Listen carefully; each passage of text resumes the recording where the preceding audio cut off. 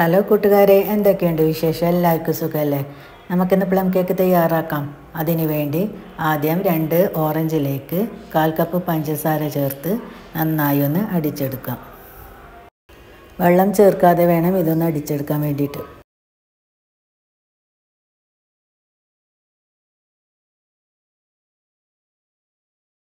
Soak ചെയ്യാൻ വേണ്ടിയിട്ട് കുറച്ച് ഡ്രൈ ഫ്രൂട്ട്സ് എടുത്തിട്ടുണ്ട്. ഓറഞ്ച് ജ്യൂസ് ഇനി അടുപ്പത്ത് വെച്ച് ഒന്ന് ചൂടായതിന് ശേഷം അതിലേക്ക് ഈ ഡ്രൈ ഫ്രൂട്ട്സൊക്കെ ആഡ് ചെയ്ത് കൊടുക്കാം. ഡ്രൈ ഫ്രൂട്ട്സിൻ്റെ കൂടെ കുറച്ച് ഓറഞ്ച് തൊലിയും കൂടി ചേർത്ത് കൊടുത്തിട്ടുണ്ട്. ഇനി ഡ്രൈ ആയ ഒരു ജാറിലേക്ക് 1/2 കപ്പ് പഞ്ചസാരയും പിന്നെ ഏലക്ക, പട്ട, ഗ്രാമ്പ്, ജാതിക്ക,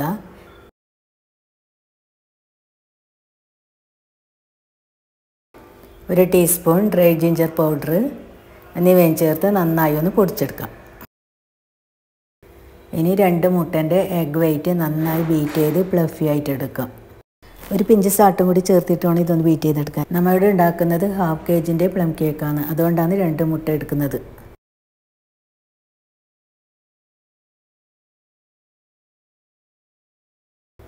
ഇനി എഗ് യോക്കിലേക്ക് കുറച്ച് വാനില എസൻസ് ചേർത്ത് ഒന്ന് മിക്സ് ചെയ്തെടുക്കാം.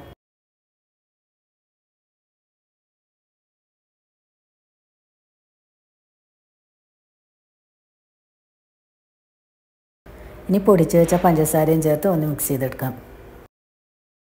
സബ്സ്ക്രൈബ് ചെയ്യാതെ കാണുന്ന കൂട്ടുകാർ ആരെങ്കിലും ഉണ്ടെങ്കിൽ പ്ലീസ് ഒന്ന് സപ്പോർട്ട് ചെയ്തേക്കണേ.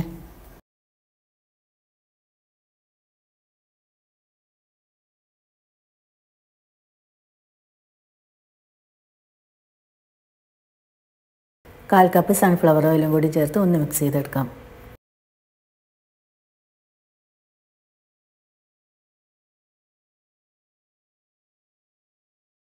ഇനി കാരമൽ സോസ് ചേർത്ത് കൊടുക്കാം.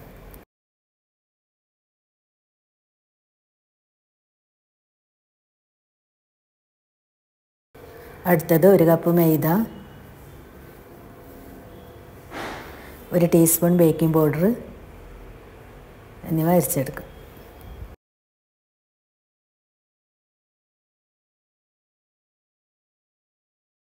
ഇനി കുറച്ച് മൈദ എടുത്ത് ഡ്രൈ ഫ്രൂട്ട്സിൽ ഒന്ന് ആഡ് ചെയ്ത് നന്നായി ഒന്ന് മിക്സ് ചെയ്യാം.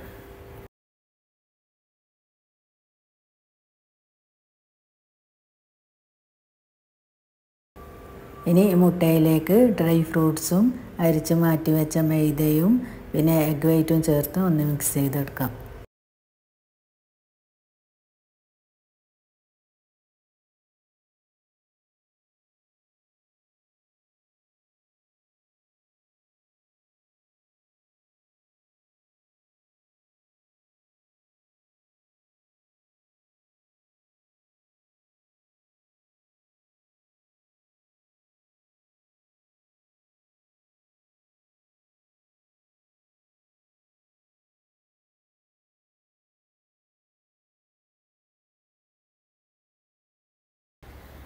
കേക്കിൻ്റെ ബാറ്റർ ഇവിടെ ആയിട്ടുണ്ട്. ഇനി കേക്ക് മോൾഡിലേക്ക് ഒഴിച്ച് ഇതൊന്ന് ചുട്ടെടുക്കാം.